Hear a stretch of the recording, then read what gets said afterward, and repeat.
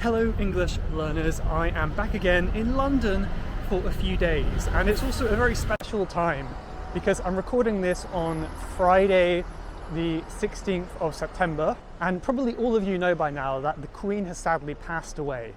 I believe her funeral is going to take place on Monday in just a couple days from now, and because of this people are queuing up to see the Queen's coffin at Westminster. We're going today to Tower Bridge in London, one of my favourite spots, and you'll see just how long the queues go back for. People have been waiting all throughout the night for this, and today, from what I can see, people seem to be quite happy and optimistic. I've overheard people talking, and I kind of see a sense of sunk cost fallacy as well. Now, this sunk cost fallacy, this kind of is the idea that when you have invested some time into something, you don't really want to give up because you've already spent so much time doing it. And I heard one lady on the phone talking to someone saying, I've already been in the queue for 5 hours, so it would be silly to give up now. And I suspect that she is at least 10 hours from the front of the queue. So she's not even halfway, but kind of with this sunk cost fallacy, with this attitude, people are sticking in line, they're not giving up, and they are determined to get to the front of the queue and to pay their respects to the Queen. So come with me today and have a look at this massive queue and get a sense of what it's like here on this quite historic occasion. So the people behind me here may look like they are tourists looking at the sights of London. See, we've got Tower Bridge here behind me, but this is in fact probably one of the longest queues ever, at least in the UK. And all of these people here behind me are queuing to see the late Queen Elizabeth. Her coffin is currently lying in Westminster, I believe, and these people have a very long queue ahead of them.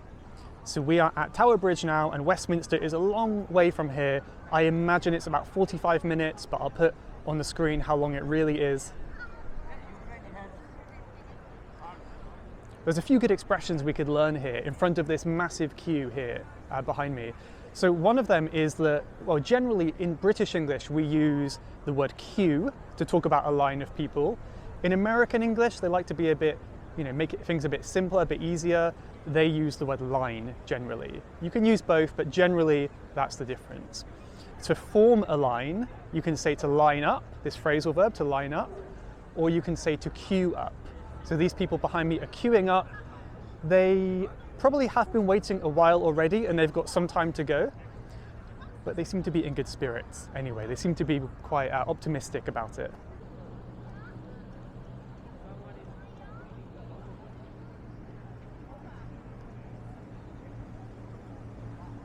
One thing I haven't seen yet is anyone cutting in line or pushing in line.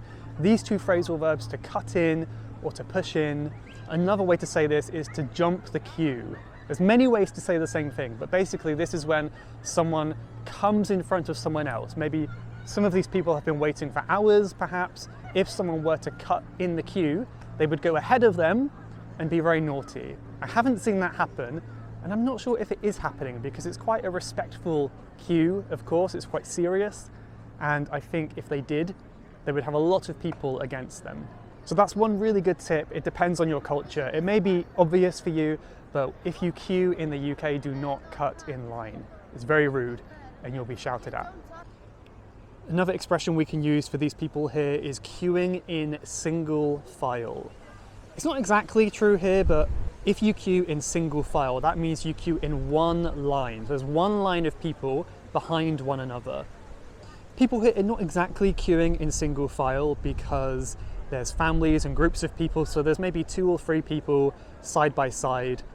But generally you want to try and keep it single file so it doesn't cover the whole path here. I think it's also a very funny example of British humour as well, of sarcasm. Many people waiting in line here behind me, and as they're kind of going through the security that are here, kind of helping the queue go a bit forward, was like, almost there, you'll be there in a jiffy now, you're almost there. In reality, perhaps they've got maybe 12 hours ahead of them, they've got quite some time, but I guess that's a bit of sarcasm to lighten the mood and make things a bit happy. And there's a good expression that that guy mentioned as well, which is in a jiffy. In a jiffy means like very soon, it won't be long before it's finished, in a jiffy. So for example, you can say, I'll be there in a jiffy, I'll be there soon. It's a very casual way of saying that. Dinner will be ready in a jiffy. It just means dinner will be ready before you know it.